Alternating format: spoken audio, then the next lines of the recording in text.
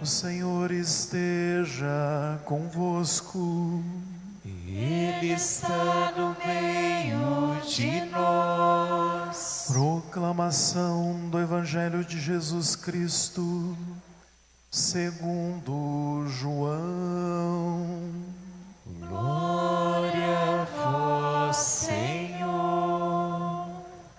Naquele tempo, disse Jesus: Eu sou o bom pastor. O bom pastor dá a vida por suas ovelhas. O mercenário, que não é pastor e não é dono das ovelhas, vê o lobo chegar, abandona as ovelhas e foge, e o lobo as ataca e as dispersa. Pois ele é apenas um mercenário e não se importa com as ovelhas. Eu sou o bom pastor. Conheço as minhas ovelhas e elas me conhecem. Assim como o Pai me conhece e eu conheço o Pai. Eu dou minha vida pelas ovelhas. Tenho ainda outras ovelhas que não são deste redil. Também a elas devo conduzir. Escutarão a minha voz e haverá um só rebanho e um só pastor. É por isso que o Pai me ama, porque dou a minha vida para depois recebê-la novamente. Ninguém tira a minha vida, eu a dou por mim mesmo. Tenho o poder de entregá-la e tenho o poder de recebê-la novamente. Esta é a ordem que recebi do meu Pai. Palavra da salvação. Glória a vós, Senhor.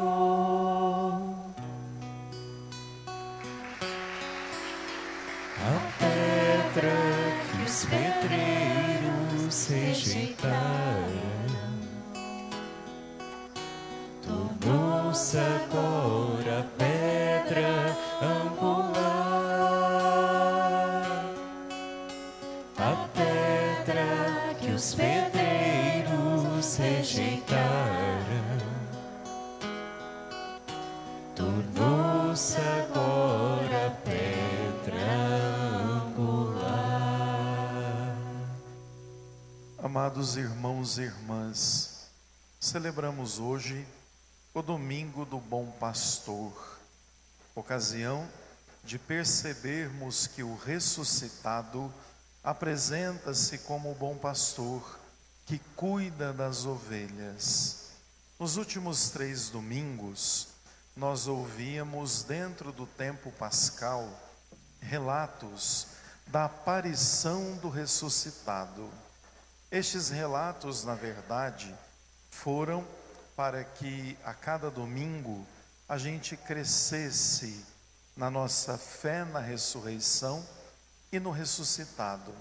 Por isso, a cada domingo, ouvíamos no olhar de um evangelista que Jesus vivo, ressuscitado, apareceu no meio deles e mostrou-se vivo. O crucificado ressuscitou. A partir deste domingo, nós ouviremos então, agora, algumas características do ressuscitado, tomando nota que em todas as suas características, ele dá a vida, ele é aquele que entrega-se em favor da humanidade. E nesse domingo, o ressuscitado então, apresenta-se como aquele que é o bom pastor das ovelhas. De repente, para nós, em pleno ano de 2024, a figura do pastor e a dinâmica do pastoreio não seja algo tão envolvente, porque nós não vivemos nessa cultura. Só que para o povo da Bíblia, tanto do Antigo Testamento como no tempo de Jesus, a figura do pastor era uma figura que dizia muito, uma figura muito forte. Portanto, sempre que se fala da vinda do Messias, comparava o Messias ao bom pastor. Se a gente se lembrar, na profecia de Ezequiel, há um capítulo inteiro narrando que quando o Messias viesse, ele viria como bom pastor a cuidar do rebanho. No Salmo 23, conhecido por todos nós, a figura do bom pastor, ela é comparada à figura de alguém que cuida, acompanha, zela, leva aos lugares seguros, afasta a ovelha do pântano ou dos riscos e perigos. E vejam, era uma figura muito querida pelo povo de Deus, a figura do pastor.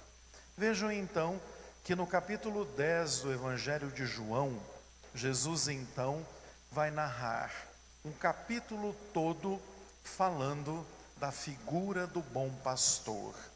E aqui a gente tem que perceber que nesse ano, porque nós temos na liturgia o ano A, B e C, nós estamos no ano litúrgico B, e esse ano o foco do recorte da figura do bom pastor está na dimensão relacional.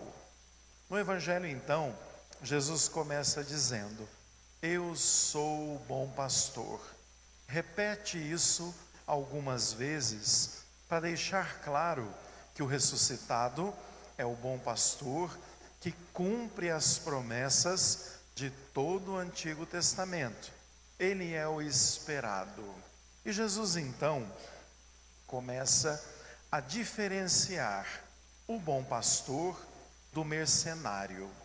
Quem é o bom pastor? O bom pastor é aquele que é dono da ovelha. E sendo dono, ele é zeloso, ele é cuidadoso, ele conhece as ovelhas, ele conduz, tira dos perigos, dá o alimento, coloca no redil. Então o dono das ovelhas tem por ela um carinho que o mercenário não tem. Quem aqui é o mercenário? O mercenário é aquele que não é o dono das ovelhas, que pode até receber para cuidar delas, mas nos momentos de perigo, em que se aproximam lobos ou assaltantes, o mercenário não fica, ele foge. Ele não tem compromisso de cuidar das ovelhas como o bom pastor. O mercenário é aquele que na verdade usa da ovelha, vende, dá a lã e assim por diante. Aí a gente percebe que a marca que Jesus quer deixar em nós é que, diferente do mercenário, nós para ele somos especiais, importantes, ovelhas do seu redil.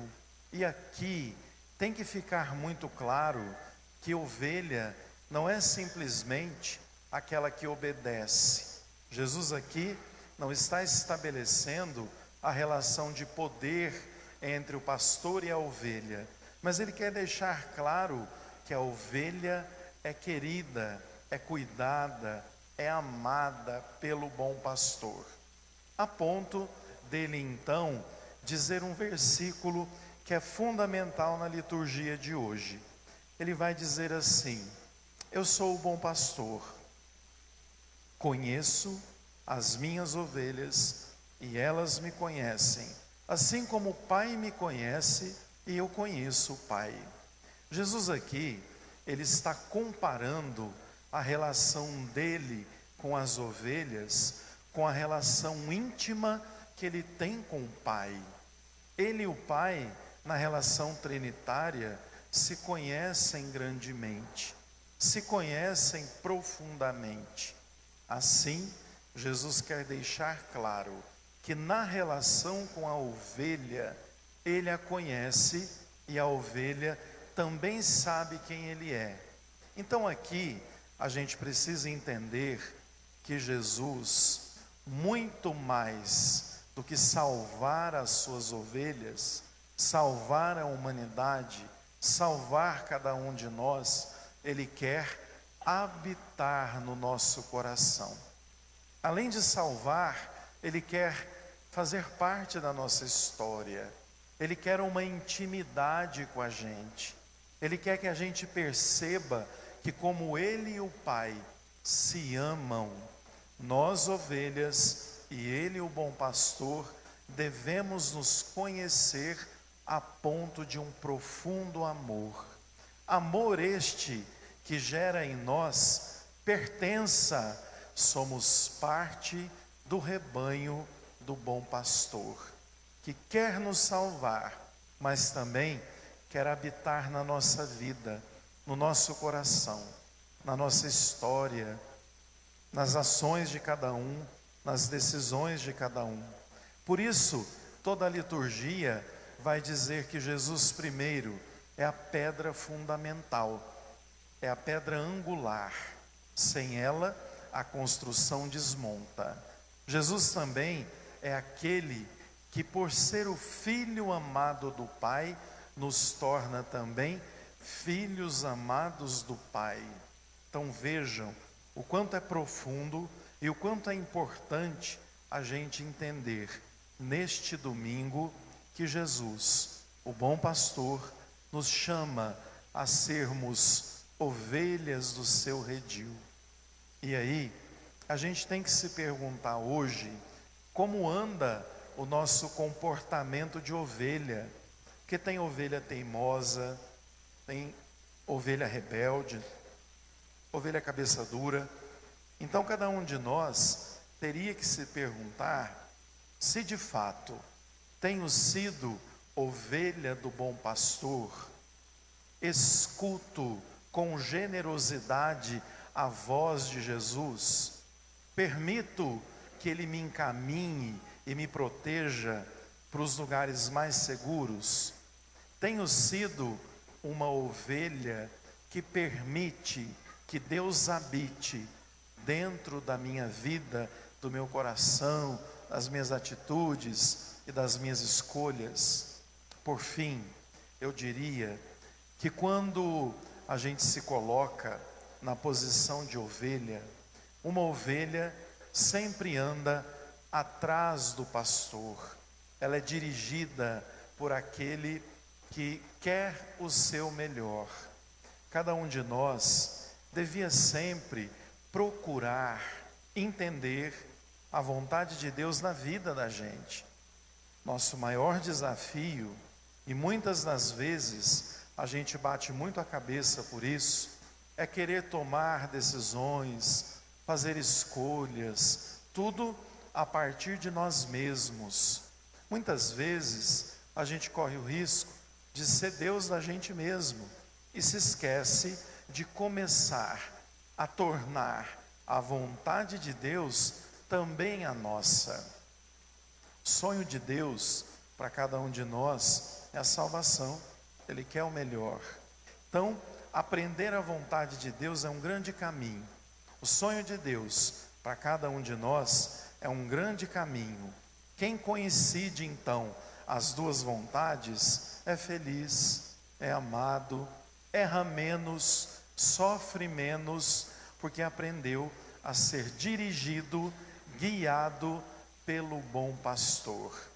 Essa é uma experiência que pela fé todos nós deveríamos fazer. Permitir que o bom pastor direcione a nossa vida.